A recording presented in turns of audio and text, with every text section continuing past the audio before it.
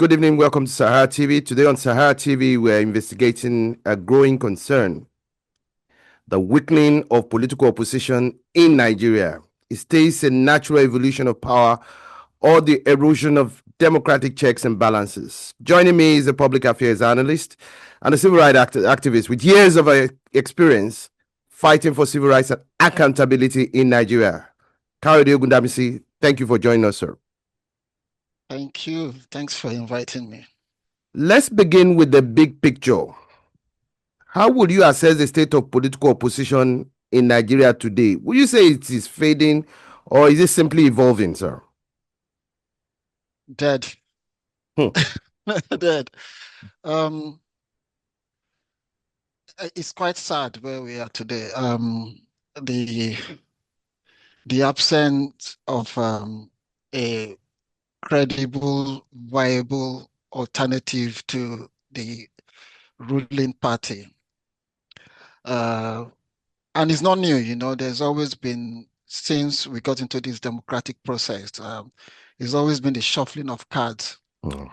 Like you throw the coin, head or tail, you always get the same answer. So today the opposition is dead. The final death knell to the opposition has now been pronounced by the current government. It's not to say this current government started the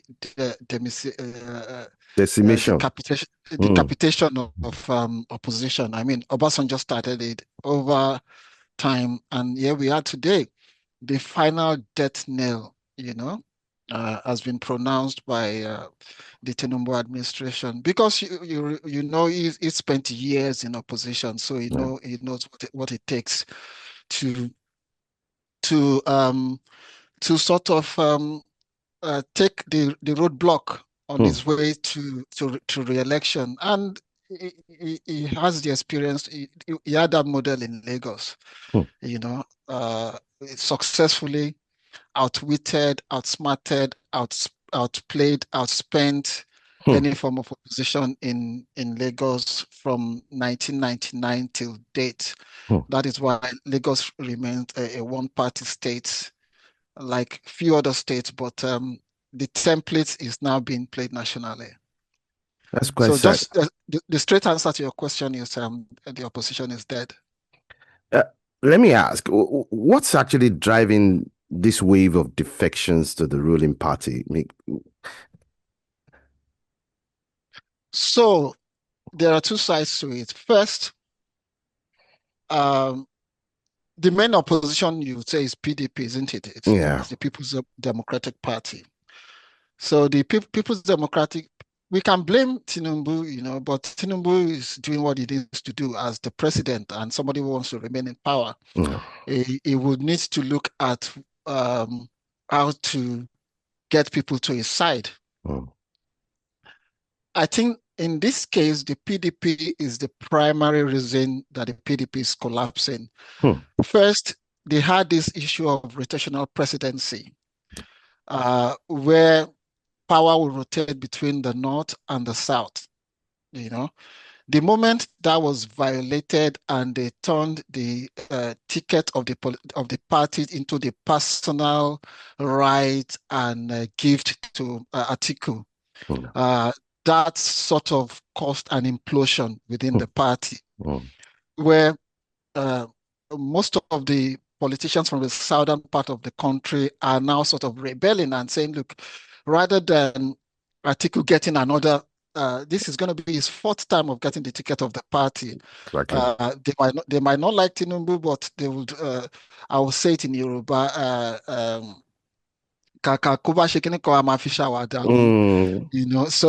so they would rather just go with Tinubu and just see to the death knell of the party. And recall, northern politicians also played the same under Jonathan. When Jonathan broke the accord of the North after Yar'Adua's passing, the honorable thing to have done was Jonathan should have not run for re-election, should have allowed the North to complete his time in office, 8 years in time of office. But he ran and he broke that promise. So there was a revenge in which you had that mass mass decamping from the PDP into the coalition of the APC.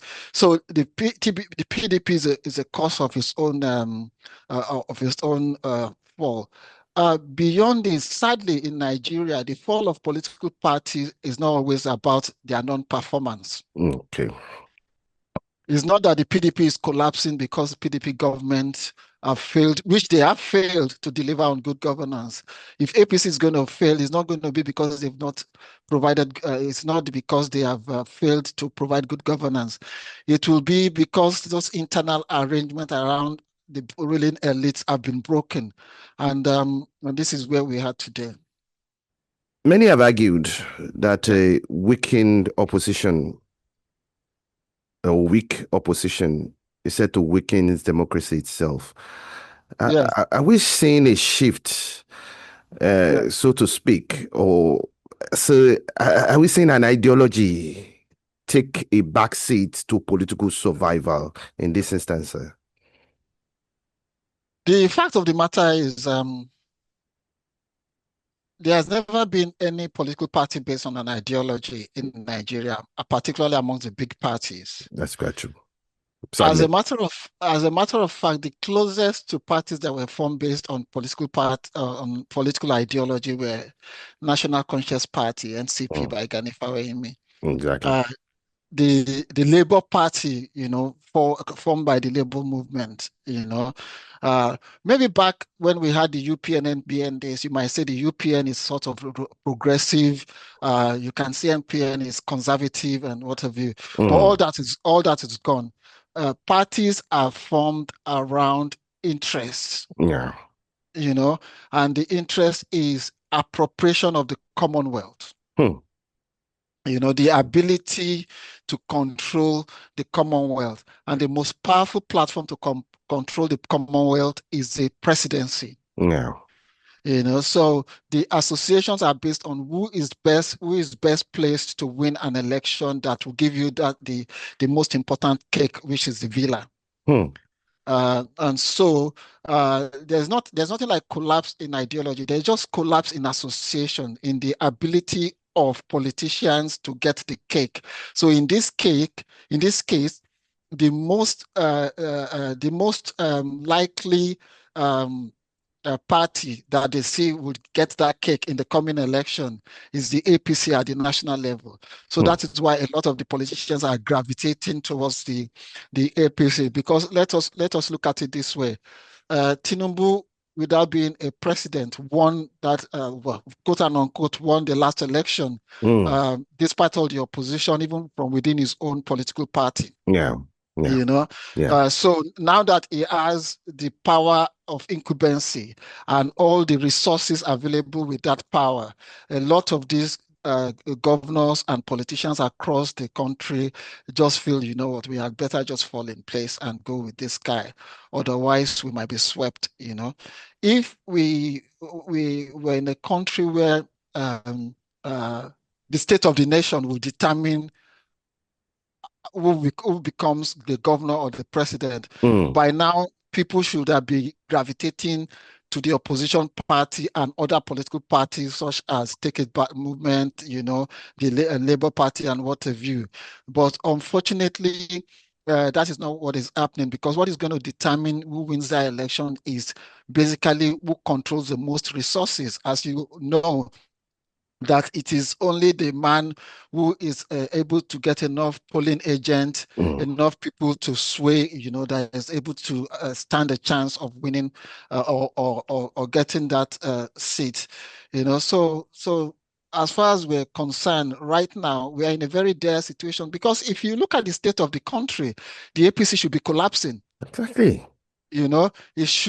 It should have no chance at all, at least at the national level. It should stand no chance at all in winning an election. So you would have expected maybe an article to forego his ambition and prop up a candidate within the southern part of the country to run against a Tinubu, maybe a progressive candidate to run against Tinubu. I don't care. It doesn't matter whether the candidate can come from the southwest, southeast, or south-south.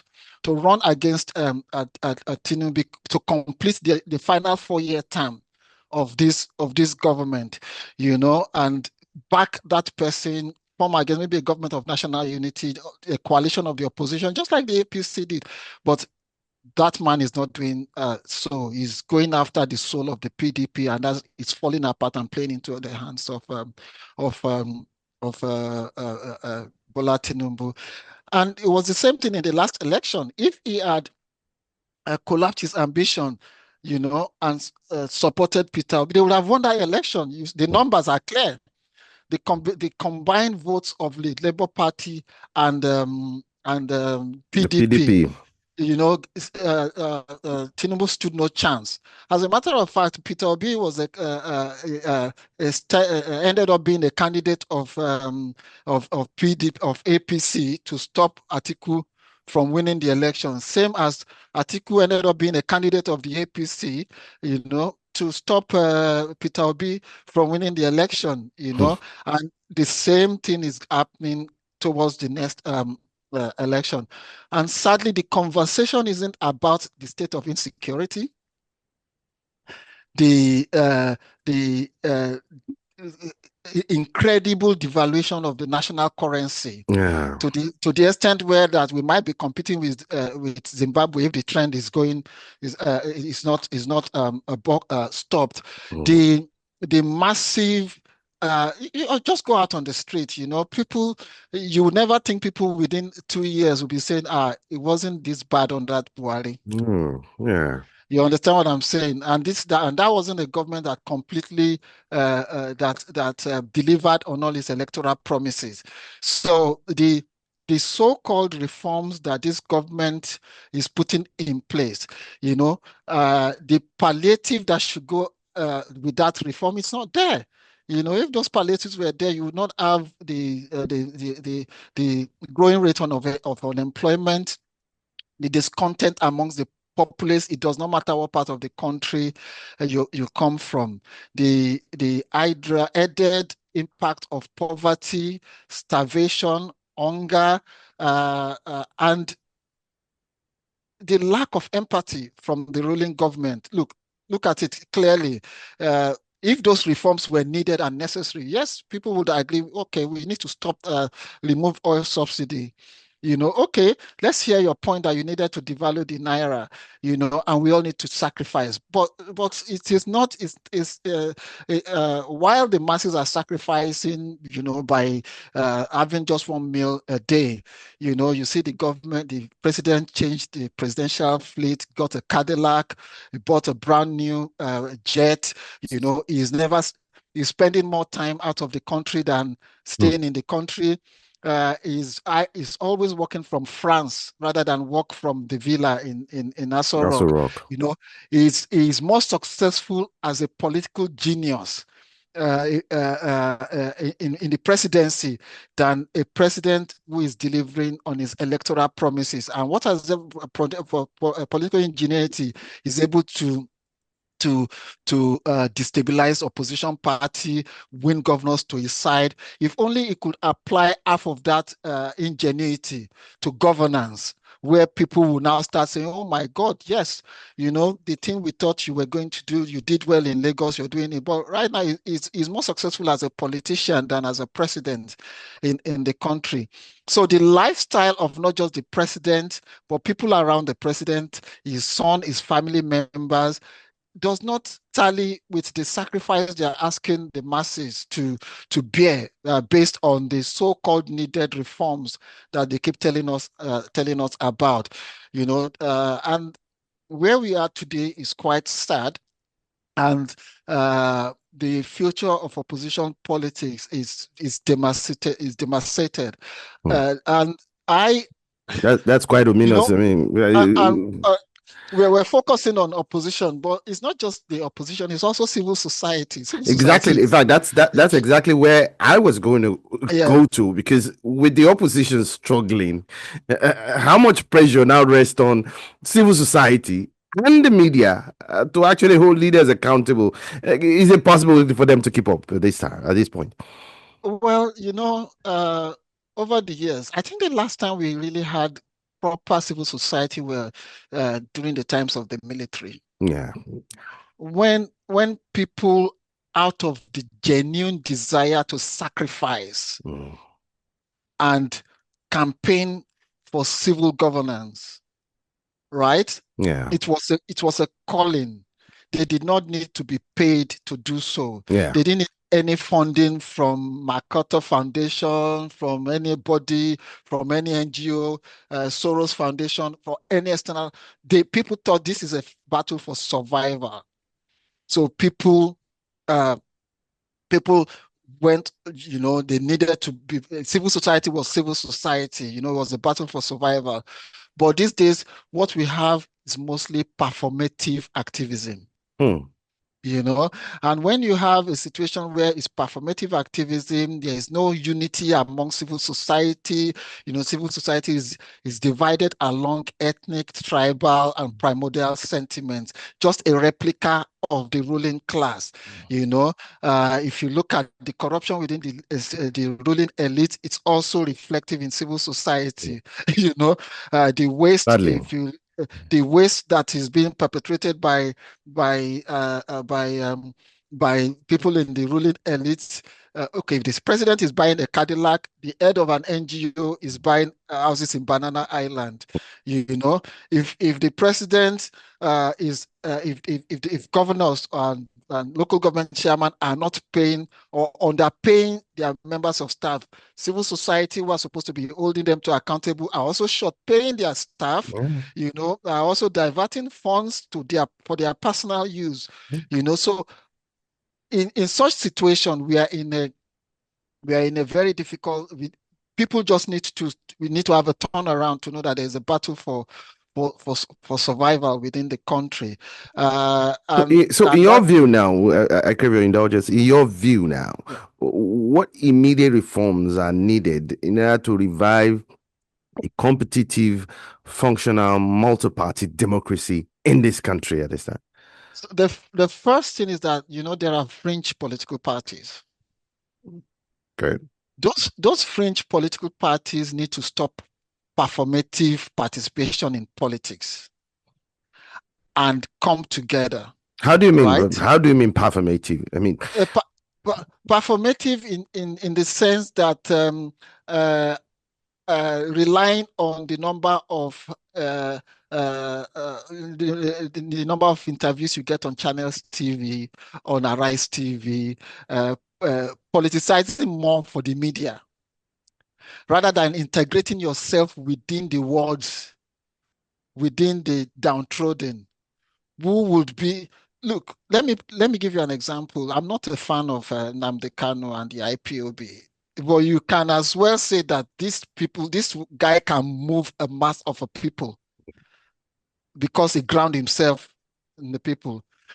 I mean, I'm not a fan of Oluomo, because he's a